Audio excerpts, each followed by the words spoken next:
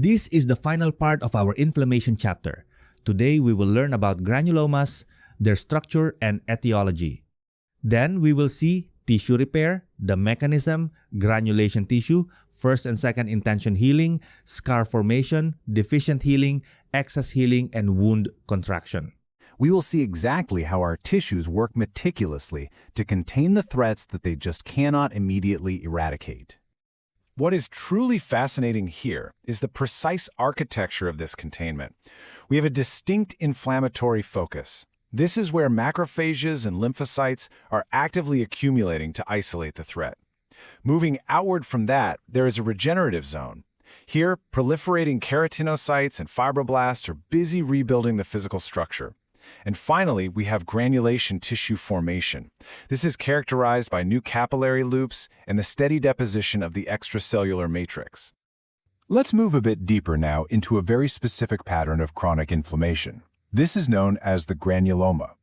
Right in the center, we find the offending agent. It is completely contained, but not eradicated. Surrounding this core, we find activated macrophages. They develop an abundant, pink, granular cytoplasm.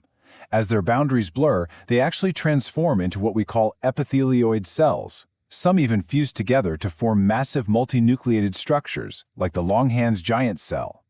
Finally, this entire setup is tightly secured by an outer collar, made entirely of T lymphocytes.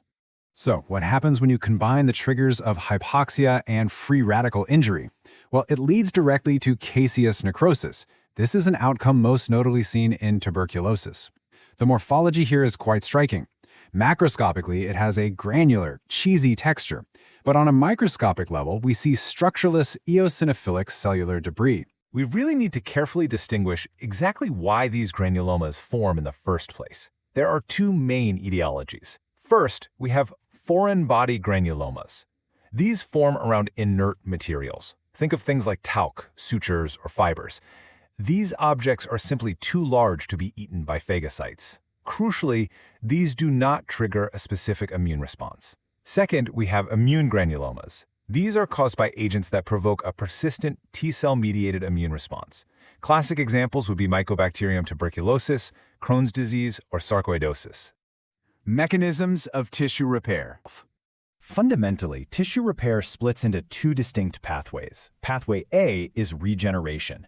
This route is driven by growth factors. It absolutely requires the integrity of the extracellular matrix to return everything to a perfectly normal state. Then we have pathway B, which is scar formation. The body relies on connective tissue deposition here. This pathway is triggered when the tissue just cannot regenerate natively, or when that vital structural framework is simply too severely damaged.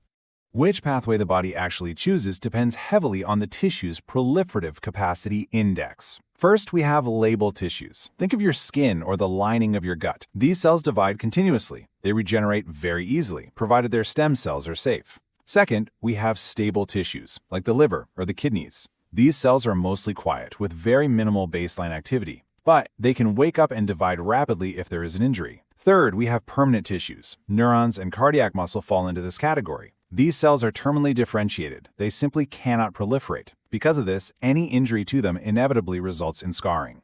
Let's see exactly how this regeneration formula plays out in a stable tissue. Using the liver as our model, a damaged liver can actually achieve full structural and functional restoration through two parallel routes. Route 1 involves the proliferation of the remaining healthy hepatocytes. This is triggered by cytokines like interleukin-6 and various growth factors. Route 2 involves repopulation from progenitor cells. This process is driven by the canals of Herring.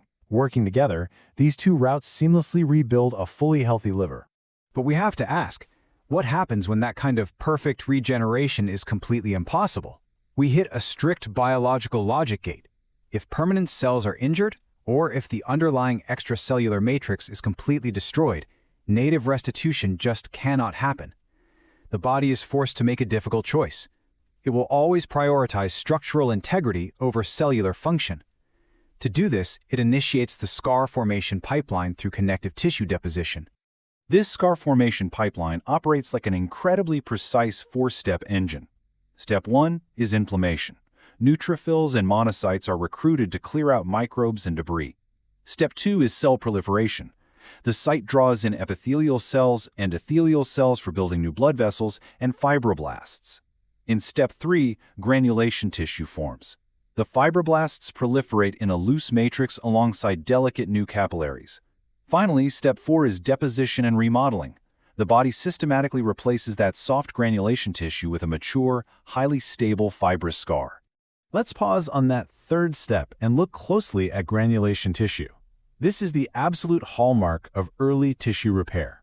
It has a very characteristic pink, soft, granular appearance. Structurally, two main things are happening here.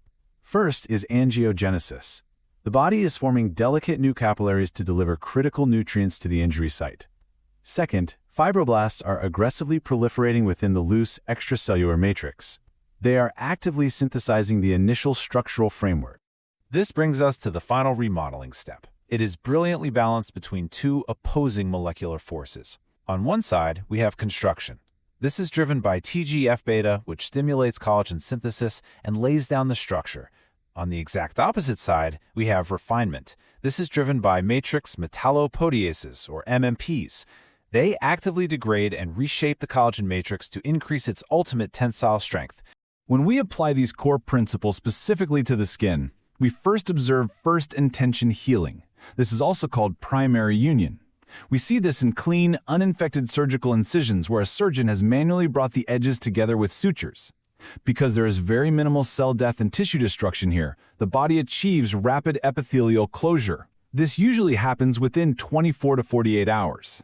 The end result is a very narrow, highly localized scar. Contrast that precisely with second intention or secondary union healing. This occurs in much larger wounds with unapproximated edges and extensive tissue loss or necrosis. In this scenario, the local environment experiences intense, prolonged inflammation. The body has to clear massive amounts of cellular debris, and because of the vast structural gap left behind, it requires abundant granulation tissue just to successfully bridge the defect. A really critical mechanical feature, one that is completely exclusive to this second intention healing, is wound contraction. This process is entirely mechanically mediated by highly specialized cells called myofibroblasts. They physically grab the edges of the wound and pull them inward. Astonishingly, this single mechanical action can reduce the total surface area of a wound by a massive 90 to 95%. Let's quickly summarize the crucial differences. Primary union gives us clean, approximated edges, minimal tissue loss, and rapid closure, leaving a very narrow scar. Secondary union, however, has to deal with large open defects.